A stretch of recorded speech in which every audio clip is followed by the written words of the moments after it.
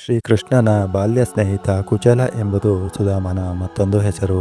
ಶ್ರೀಕೃಷ್ಣ ಮತ್ತು ಸುಧಾಮ ಸಾಂದೀಪನಿ ಮುನಿಯ ಆಶ್ರಮದಲ್ಲಿ ಒಟ್ಟಿಗೆ ವಿದ್ಯಾಭ್ಯಾಸ ಮಾಡಿದವರು. ಶ್ರೀಕೃಷ್ಣ ಮತ್ತು ಸುಧಾಮನ ಸಾಮಾಜಿಕ ಸ್ಥಾನಮಾನಗಳು ಇಬ್ಬರ ಸಂಬಂಧವನ್ನು ಹಾಳು ಮಾಡಲಿಲ್ಲ.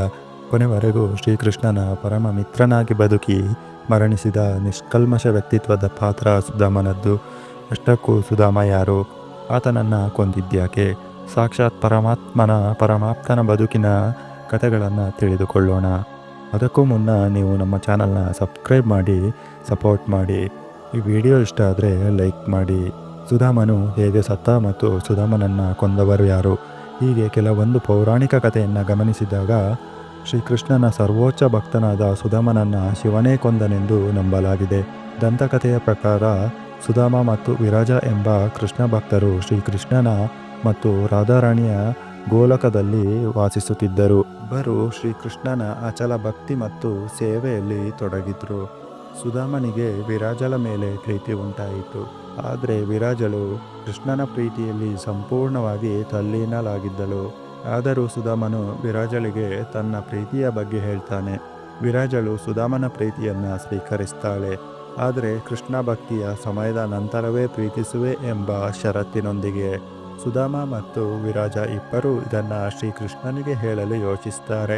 ಆದರೂ ಅದಕ್ಕೂ ಮೊದಲು ರಾಧಾರಾಣಿ ಅವರಿಬ್ಬರ ಮಾತನ್ನು ಆಲಿಸಿ ಗೋಲೋಕದಲ್ಲಿ ಕೃಷ್ಣ ಭಕ್ತಿ ಮತ್ತು ಕೃಷ್ಣನ ಪ್ರೀತಿಯನ್ನು ಹೊರತುಪಡಿಸಿ ಬೇರೆ ಯಾವುದೇ ಭಾವನೆಗಳಿಗೆ ಸ್ಥಾನವಿಲ್ಲ ಎಂದು ರಾಧಾರಾಣಿ ಕೋಪಗೊಳ್ತಾಳೆ.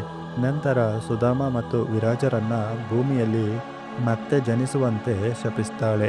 ಹೀಗಾಗಿ ಧರ್ಮಧ್ವಜದಲ್ಲಿ ವಿರಾಜ ತುಳಸಿಯಾಗಿ ಮತ್ತು ಸುಧಾಮ ರಾಕ್ಷಸ ಕುಲದಲ್ಲಿ ಶಂಖಚೂರ್ಣನಾಗಿ ಜನಿಸ್ತಾರೆ.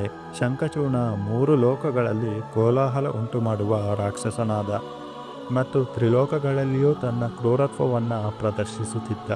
ಆ ಸಮಯದಲ್ಲಿ ತುಳಸಿ ಶಂಖಚೂರ್ಣರು ವಿವಾಹವಾಗ್ತಾರೆ. ತುಳಸಿಯ ಪತ್ನಿ ಧರ್ಮ ಶಂಖಚೂರ್ಣನನ್ನು ಶತ್ರುಗಳಿಂದ ರಕ್ಷಿಸುತ್ತಿತ್ತು. ಯುದ್ಧದಲ್ಲಿ ಯಾರೂ ಆತನನ್ನು ಸೋಲಿಸಲು ಸಾಧ್ಯವಾಗ್ತಿರಲಿಲ್ಲ. ಆದರೆ ಅವನ ರಾಕ್ಷಸ ಸ್ವಭಾವವನ್ನು ಸಹಿಸಲಾಗದೆ ಶಿವನೇ ಆತನನ್ನು ಕೊಂದು ಬಿಡ್ತಾನೆ.